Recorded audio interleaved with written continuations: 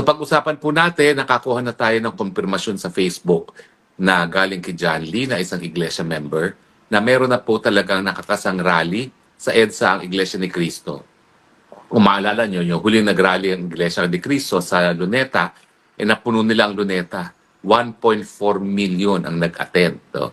At sigurado ako na itong panawagan nila na 2 araw na pagrarally, mapupuno nila ang EDSA. Kasi ang EDSA, mas madali naman mapuno yan. Bagamat yan po ay mahaba, makitid po, no? Hindi gaya ng Luneta na malawak. Ang tanong na marami, ito na ba inaantay natin para matapos na ang administrasyon ni Marcos Jr. At talaga naman pong dapat matapos na, ha? Doon sa mga nag-iisip pa kung dapat bang mawala ng Marcos administration, maawa na po kayo sa Pilipinas. Umabot na po ng 60 ang palitan sa piso. Ibig sabihin, wala na pong kumpiyansa ang kahit sino sa piso. Bakit po? Kasi nga po, lumalabas na napakahina na ng ating ekonomiya dahil nga po sa 2 bagay, no? Sa korupsyon, nalantaran, at pangalawa, dun sa masamang pangrelasyon na panglabas ng Pilipinas na talagang inaaway ng Marcos administration, ang pinakamalaki at pinakaimportanteng trading partner ng buong daigdig ngayon, ang bansang China. Yan po ay ating pinagbabayaran na ngayon. At ang resulta po ng mas mahinang peso ay lahat po ng inaangkat natin para sa pang-araw-araw nating pangangailangan, pangunahin na dyan ay gasolina, ay lalo pa pong tataas ang presyo dahil nawawalan po ng balor ang piso, mas maraming piso ngayon ang kinakailangan para bayaran yung ating gastos, lalong-lalo na sa gasolina. No? At siyempre, lahat naman po kapag tumaas ang presyo ng gasolina ay tataas. Kasama na po dyan ang presyo ng pagkain dahil lahat naman po ng pagkain meron talagang kalagap for transportation. No? Now, bukod pa po dyan, all-time low na po ang ating stock market. We have the worst performing stock market in the world. Ibig sabihin po, yan ay nagpapatunay din na wala na rin kumpiyansa yung mga nangangalakal, yung mga nag-invest, mga nagbibigay ng kapital sa Pilipinas. At hindi na natin kinukonsider na magandang investment opportunity in Pilipinas dahil we have the worst performing stock market on earth ngayon, no? At bukod pa dyan, ayan nga po, no? Kinakailangan ng baguhin ang ating mga growth targets. Binaba na po ng growth targets ng administrasyon ng ating paglago ng ating ekonomiya itong taon nito at sigurado sa mga susunod na taon ay ibababa pa rin yan. Ibig sabihin, titindi pa po ang nagaganap ngayon ng pagkagutom sa ating bansa at ngayon, 1 sa 2 Pilipino ang gutom. No? So, yan po ang mga kadahilanan kung bakit talagang kinakailangan magpalitan ng gobyerno dahil hindi na natin maaantay pa ang 2028. Ulitin ko po ha, hindi rin po pwede na mag-eleksyon tayo sa 2028 na nakaupo pa ang mga Marcos. Sigurado po ako, ang mga Marcos, dahil hawak nila mga makina na magbibilat ng boto, hindi nila pananalunin si Inday Sara kung sila pa rin ang nakaupo sa 2028. So kinakailangan po talaga matanggal ang mga Marcos ngayon na, now na, not tomorrow, not in 2028. Dahil baka nga po, wala na tayong kinabukasan na pinag-uusapan kung tatagal pa ng 2 pang taon itong Marcos na hindi talaga alam ko anong gagawin para mamuno sa ating bayan. Bagyo darating, ang sasabihin, nagkakamot ng ulo, anong gagawin natin? Nabangkarote, di umano, nababangkarote, di umano, ang GSIS, nagkakamot ng ulo, hindi alam ang gagawin, no? Anong gagawin natin dyan?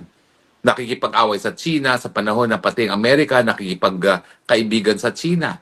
At ang inaasahan pa rin, re-resbakan siya ng Amerika dahil kinakailangan nga ng mga Amerikano ang ating lupain para gamitin na base militar laban sa China kung ito ay lulusob sa Taiwan. Hindi naman niya nalalaman na nag-iigi na yung relasyon ng dalawa at naiiwan na tayo sa kangkungan dahil nabawalan na tayo ng balor as far as President Trump is concerned dahil habang wala ng banta na magkakaroon ng military confrontation sa panig ng Amerika at saka ng Amerika, wala na rin saysay sa kanilang Pilipinas.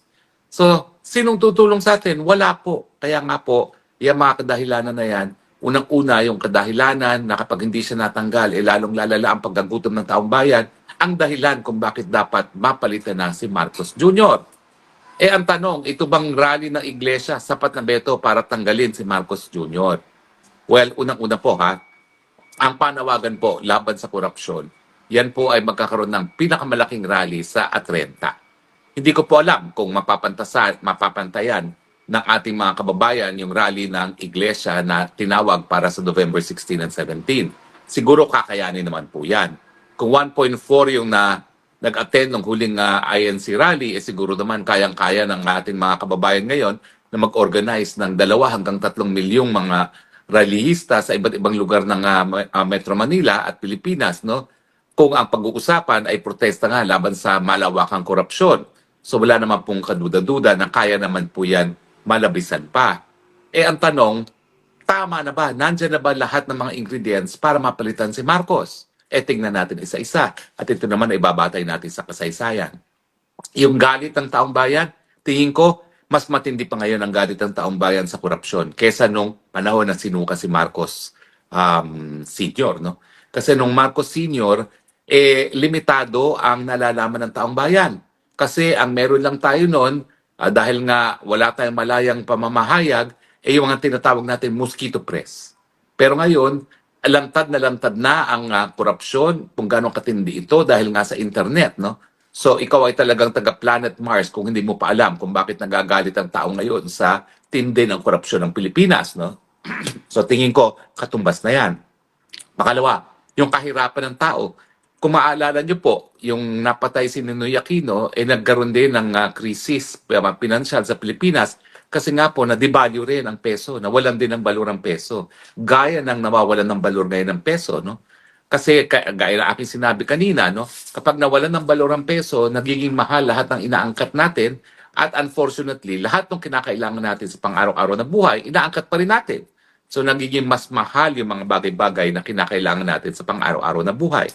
So tingin ko yung kahirapan, mas matindi pa nga. Ngayon nga, nami-measure na natin kung ilan yung naghihirap. Ngayon, kalahati ng Pilipino naghihirap. Pero hindi ako magtataka kung mas matindi na ngayon ang figura kasi hindi naman umunlad ang ekonomiya. Talagang in-went from bad to worse. So sa tinding ko, mas matindi pa rin ang ating kahirapan.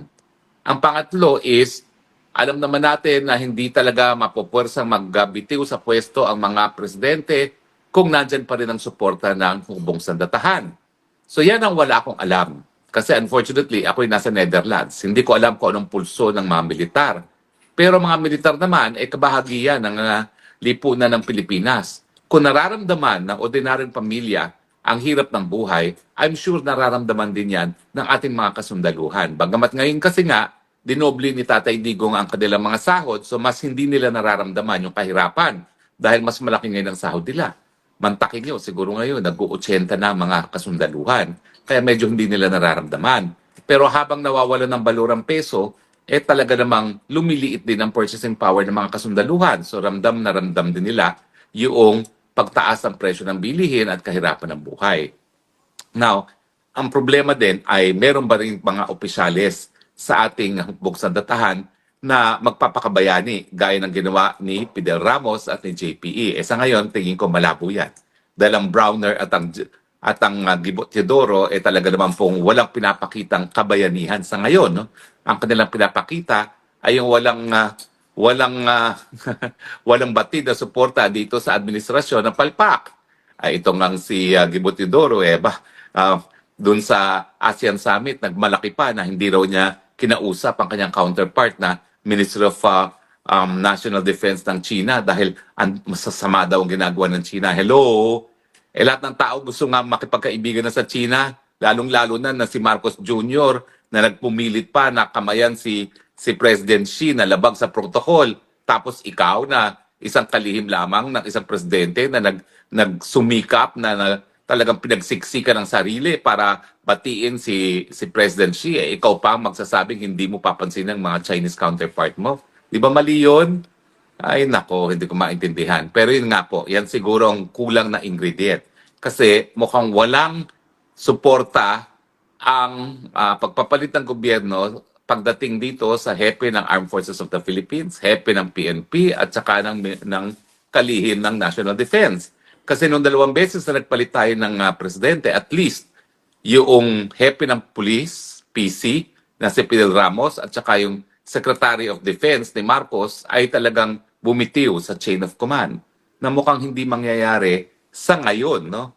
Unless talagang merong iba na mga opisyalis ng militar na magsasabi, titiwalas, aalis na kami sa chain of command at hindi na namin kikilanganin, pati si Browner at saka si Gibo Teodoro, no? At hindi nila kikilalanin ang Marcos Jr. bilang Commander-in-Chief ng Armed Forces of the Philippines, no? So pag walang ganyan na titiwalag sa chain of command, talagang hindi makakasapi sa pagpalit ng gobyerno ang hukbong sandatahan. Pero, ang tanong nga is, masisitmura pa ba pati ng mga matataas na opisyales ng hukbong sandatahan at kapulisan ang nangyayari sa ating bayan ngayon? Ang nakakagalit siyempre, silang mga sundalo, binubuwis ang buhay nila para sa inang bayan. Pero nung ginagawa ng mga politiko, nagpapasasa sa kanilang pwesto. Nagpapayaman galing sa kaban ng bayan. Sigurado naman ako na dahil itong mga militar at saka mga pulis na opisyalis na ito ay nag-aral naman sa Philippine Military Academy, nag-aral naman sa PNPA, meron silang sapat na pagmamahal sa bayan para alam nila na kinakailangan na ang bagong kabayanihan now na, not tomorrow. Kung nagbubulag-bulagan ng Browner at saka Antidoro sa realidad ng lipunan sa Pilipinas, sa matindi ng kahirapan, alam ko naman na meron pa rin ibang mga opisyales na nararamdaman at nakikita yan. At alam nila na meron talaga silang obligasyon na maging protektor ng sambayan ng Pilipino. Now, pero yung bang numero ng taong bayan na lalabas na nagpoprotesta laban sa korupsyon, ano magiging impluwensya nito sa ating kung sandatahan? Well, siyempre, yan ang magiging basihan ng ating mga kasundaluhan at kapulisan kung dapat nga ba nilang bigyan ng proteksyon ngayon ang mamamayang Pilipino. Siyempre, no, hindi naman sila po pwedeng mamuhay na bukod sa mas malakihang lipunan ng mga Pilipinong ginagalawan natin ngayon, na ngayon ay nakaluklok sa kahirapan. Siyempre, pag nakita nila na ang mga taong bayan ngayon, hindi lang sa internet, kung hindi sinusugal na ang kanilang mga buhay para manindigan laban sa korupsyon, sila mismo bilang mga tao na talagang inalay na ang buhay sa inang bayan, dapat din manindigan laban sa korupsyon. At yan naman ang hinihingi natin, na sana nga hindi lang iglesia, hindi lang mga simbahan ang lumabas na sa mga lansangan at isugal ang kanilang mga buhay para sa kanilang paninindigan laban sa korupsyon at sa pagbabago ng gobyerno, kung hindi ang buong sambayan ng Pilipino na. Kayang-kaya po natin na mas malaki pang pagtitipon kaysa sa iglesia kung lahat ng galit ay lalabas na sa lansangan. Kinakailangan na po kayong lumabas sa lansangan kasi tingin ko, yan din ang tinitingnan ng ating kasundaluhan at kapulisan. Talaga bang pikam-pika na ang taong bayan sa korupsyon na nangyayari? Talaga bang wala ng pag-asa ang taong bayan sa administrasyon ni Marcos Jr. at kinakailangan ng magpalit ng gobyerno? Sa tingin ko naman po, sapat-sapat ng dahilan para kayo naman dyan sa inyong mga tahanan ay wag lang magkomento sa Facebook at sa Instagram at kung ano pang social media at kayo'y lumabas na. Sumali na kayo sa 16 and 17 sa rally ng mga iglesia. Miski hindi kayo iglesia para mas malaki pa ang mga pwedeng makita ng militar na taong bayan na naninindigan laban sa korupsyon at para sa pagbabago ng lipunan. At huwag niyong kakalimutan siyempre, kinakailangan yung grand finale, pinakamalaking rally ever sa kasaysayan ng Pilipinas. Nang sa ganun, mapilitan rin talaga itong si Marcos Jr. na mag-resign. Sa tingin ko naman, walang tao na napakapal ng muka na masisitmura na sinusuka na siya ng buong bayan at mananatili pa rin sa pwesto. Ang akala lang niya dahil pandaming sip-sip na nakapaligid sa kanya ng mga congressman at senatong na mga kumita dahil sa mga anomalous na flood control projects, sapat-sapat pa ang kanyang suporta. Well, ipakita po natin, sinusuka na siya. Kaya kinakailangan umalis na siya, lumayas na siya sa pwesto. Yan lang po ang tanging pamamaraan para po mahinto na ang paghihirap ng bayan. Pag-usapan natin sa mga susunod na Spokes Hour, anong dapat gawin para tayo makabangon sa kahirapan? Baka naman tayo ay nagpaplano na tanggalin itong Marcos Jr. pagkatapos ay ganun pa rin ang problema. Well, una-una, kung masusunod naman talaga yung constitutional line of succession na si Inday Sara Duterte ang uupo, tingin ko naman kakayanin niya ni Inday Sara Duterte. Bakit? Well, gaya na aking sinabi, bagamat napakatindi ng paghamon para tayo makabangon dito sa ginawang kabalastugan ni Marcos Jr., ang katotohanan, nagbibigay ng pag-asa naman itong si Inday Sara na kakayanin natin to kahit ano pang pagsubok yan.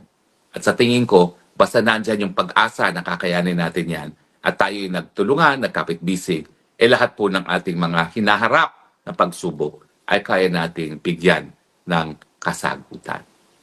Sana po kayo in agreement at sana nga po itong mga rally na Iglesia ni Cristo sa 16, sa 17 at iba't iba pang grupo na magkukulminate sa pinakamalaking trillion peso march laban sa korupsyon sa 30 ng Nobyembre ay magiging dahilan para mawala ng tuluyan ang administrasyon ni Marcos Jr.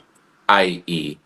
ang administrasyong pinagdudugdahan na bangag dahil ayaw pasinungalingan ang paratang na siya ay bangag sa pamamagitan ng hair follicle test.